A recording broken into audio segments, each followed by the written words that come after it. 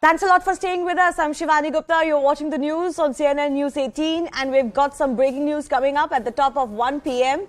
New Bhupendra Patel cabinet updates. Remember, the swearing-in is happening in an hour from now. This is, of course, the formation of the new Gujarat government of the BJP. Now, we're getting to know that there are 8 cabinet ministers, including the chief minister, and 9 MOSs who are likely to be sworn in today. My colleague Maria Shakil is joining us with more information on this, Maria.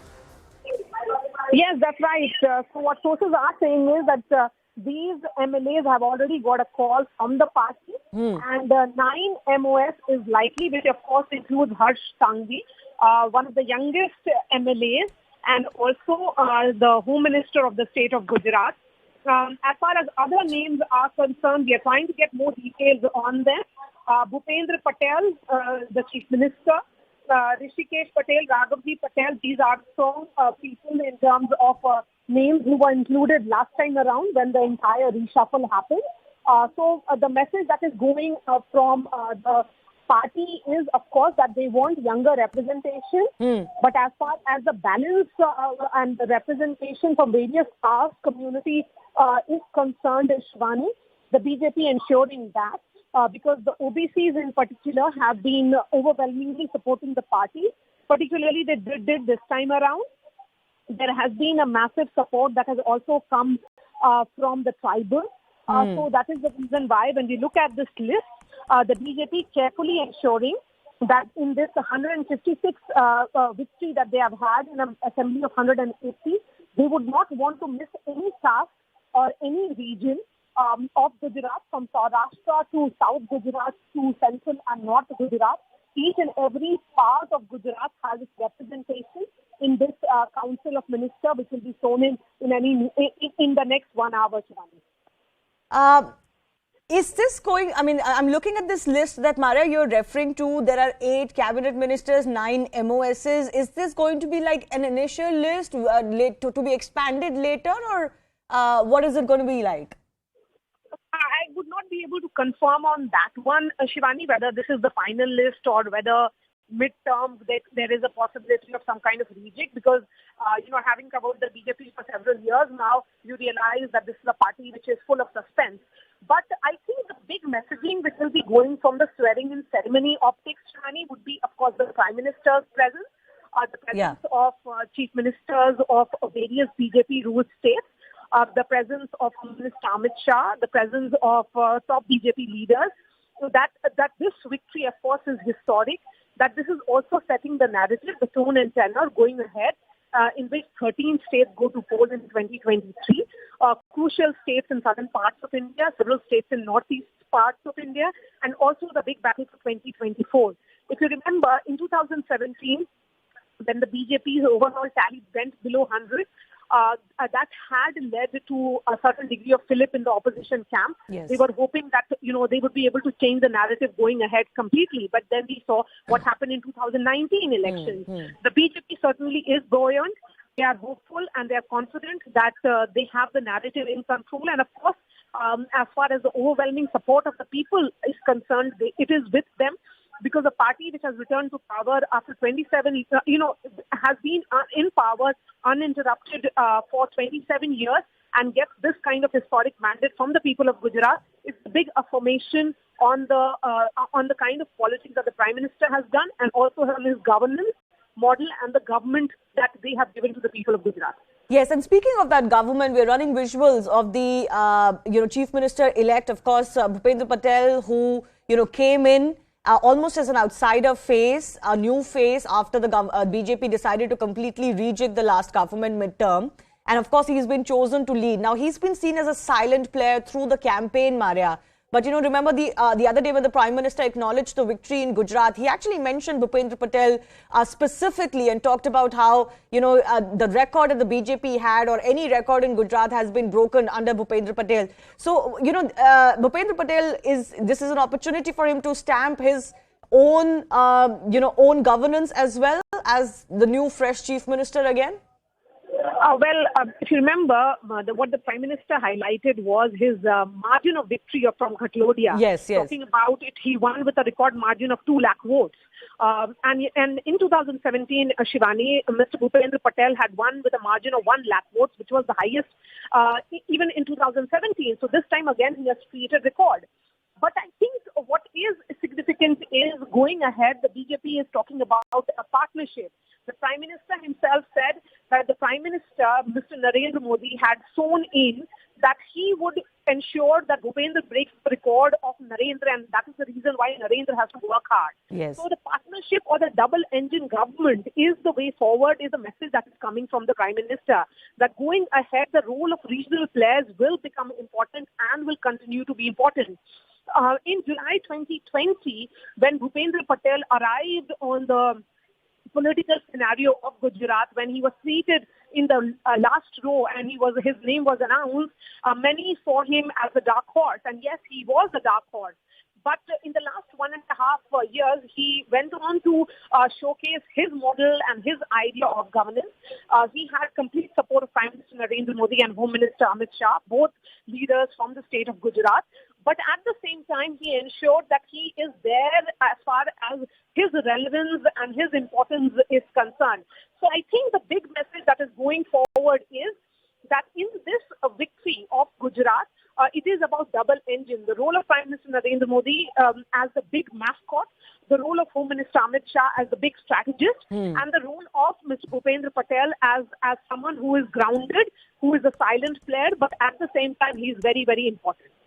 Absolutely. So getting an idea of what the new cabinet of the Gujarat government could look like. There are going to be 8 ministers sworn in today at least, and 9 MOSs. You've got the likes of Harsh Sanghavi, who's also one of the rising stars of the BJP in Gujarat, also winning by very handsome margins in their seats. Again, in the list of the MOSs. And this is going to be once again an opportunity, Maria, for the BJP to showcase some of the young talent that's coming in their ranks from Gujarat especially. Yes, that's right. And we have seen that transition, Shivani. 42% of the MLAs of the assembly were changed and they were replaced with newer and fresher face. So it is not as much of the youth. I think the message here is of winnability.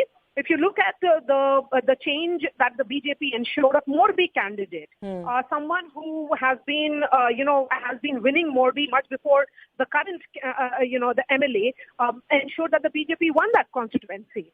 And I think going forward, the message coming from Gujarat is that this is about journey. You ensure that your roots are strong, and then only the party can grow. So if the roots are strong, then only the party will be able to expand its footprints in catchment areas or in states where the BJP, of course, has its presence now. But when it comes to ensuring translation into vote percentage or presence in terms of MLAs, that is where the big challenge is. So I think when we look at the new cabinet of Bhupendra Patel, the big message that will be coming from Prime Minister Narendra Modi and Home Minister Amit Shah in this entire big ceremony in terms of optics would be, because in another 20 minutes, Shivani, Prime Minister will be leaving the Raj Bhavan, because he was at the Raj Bhavan in Gandhinagar last night, holding meetings, that's quintessential Prime Minister Narendra Modi, his style of functioning whenever he is in Gujarat. And then he will be heading from Raj Bhavan to the swearing-in ceremony ground. It's a big moment for the BJP. It's a big moment for the party. But I think more than anything else, it is a big messaging moment for the BJP. That, if a party has been in power uninterrupted for 27 years and then it wins the state with a margin which has never been seen in the same state, then it means a lot for the Indian politics and particularly for the politics of the state of Gujarat. Yes, and what I was trying to understand from you earlier, Mara, also was that even as we get these visuals of a lot of the BJP dignitaries and others arriving in Gujarat for the swearing-in ceremony, which, remember, is going to start in just under an hour from now, is that you've got 8 ministers and 9 MOSs. That makes it, that makes it 17. Is that going to be the strength of the cabinet? But that seems a little bit less, isn't it? From usual numbers, possibly a few more can be accommodated later as we go on. Yes, possible, but I think the cabinet in Gujarat has largely been sleek even in the past. For example, Harsh Sanghvi as a MOS has in the past held almost like 6 to 7 portfolios. True. These are crucial portfolios. Although he is an MOS, but he is the only Home Minister in the state of Gujarat. So I think this is the confidence that he enjoys of Prime Minister Narendra Modi and Home Minister Amit Shah. The fact that he was involved in the strategy from the word go, he was very much there from on the ground. Likes of Raghavji Patel, an important face of the party, again a strong man in the OBC belt. The message here is, Shivani, that yes, the Patels continue to be an important factor because they are influential in the state of Gujarat. But as far as representation of the tribals are concerned, yes, the Prime Minister's big message from the BJP headquarters in that speech was that it becomes important. The BJP may have won the parts of the tribal belt importantly was also because of the high symbolic message that they sent in the first tribal woman president of India, sending Draupadi Murmu to the highest constitutional office.